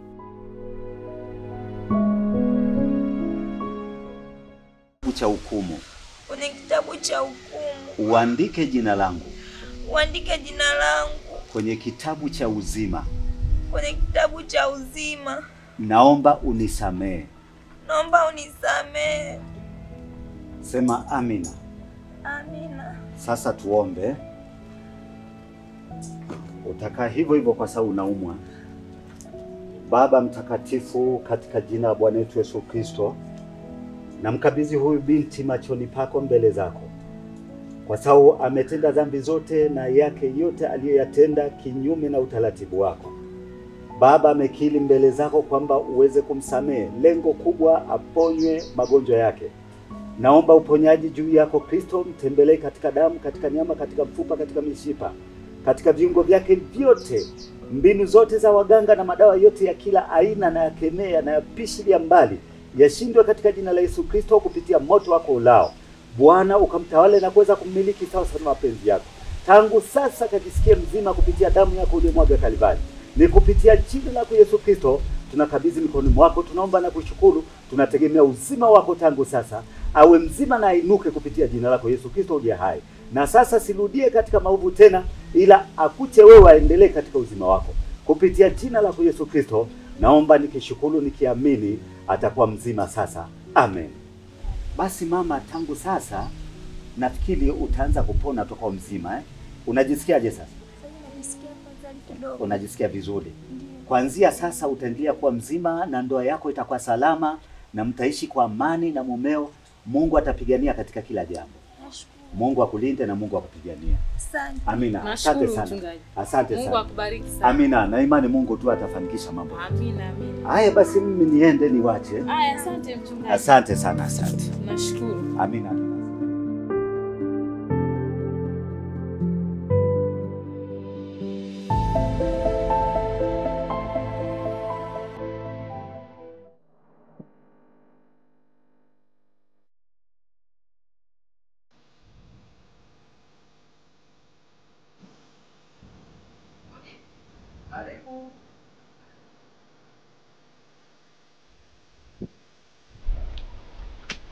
Karibu mama. Habari za leo? Salama. Asante. Za kazi mama. Karibu kiti. Asante. Karibu kaa hapa. Basi tukae ndani. Asante, panatosha baba. Panatosha. Nje. Panatosha baba. Nashukuru. Haya mama basi. Karibu mama. Asante. Habari ya nyumbani kwako? Nyumbani kwangu sio kwema baba. Shida nini? Baba, nimekuja. Maria nyumbani hayupo. Alishatoroka. Hii ni wiki ya pili. Huyu Maria? Ndio. Labda kwenye mapagara kula ambako nilikuwa namkuta? Hapana baba. Naomba unisamehe. Yako wapi sasa ambayo ulikuwa unanisema mama? Sina hata cha kuongea baba, naomba unisamehe. Unajua mimi nilifikiria kitu. Mimi mtu mzima. Nimegundua kabisa kwamba huyu mtoto mwenendo wake sio mzuri. Nimekuita mkubwa mwenzangu ambaye ni mama wewe ambaye tunakutegemea kwenye kitongoji hiki. Na kueleza hizi habari. Haya, ombea wangu uko wapi? Naomba unisamehe baba, sina neno. Nahisi mimi nitakuwa nimemficha huyo mtoto ndani. Kwa sababu ulisema sina mtamani mimi mwanao. Hapana. Ni kipi ambacho nikitamani kwa Maria? Nimekosa sana. Naomba unisamehe, unisamehe. Nilihisi yule mtoto wewe unaweza kuwa unamfanyia biashara. Hapana baba. Ndio. Sio kwa kashifa ile. Mama, jitahidi kujifunza kwa wengine. Nimesha kusamehe. Nashukuru. Nashukuru sana kwa kunisamehe. Maana kwa kweli akili yangu imechanganyikiwa. Na ukimuona sehemu yoyote, naomba nisaidie baba. Nashukuru. Asante baba. Tuendelee kushirikiana. Watoto ni wa kwetu. Mtoto anapoharibika sio aibu ya kwako tu. Sisi wote ambao tumezungukwa na kitongoji hiki tunaharibikiwa, tunapata aibu. Mama, jifunza hata kwa mtu mwingine. Anapokuletea taarifa basi jitahidi kuichunguza. Baba, naomba tuishi kama tulivyokuwa tunaishi zamani, kama majirani. Na ukimuona sehemu yoyote, naomba nisaidie baba. Asante. Mimi kwangu yameisha. Asante, nashukuru. Nashukuru. Nitakapopata taarifa yoyote kuhusu mjukuu wako, sita kukwambia. Sisi ni majirani. Nitakalo kukuta wewe baya, sana kwamba nimenikuta mimi. Kwa hiyo naomba tuendelee kushirikiana, wala usiwe na wasiwasi. Chochote utakachokiona usisite kuniambia. Nashukuru. Nashukuru mama. Asante.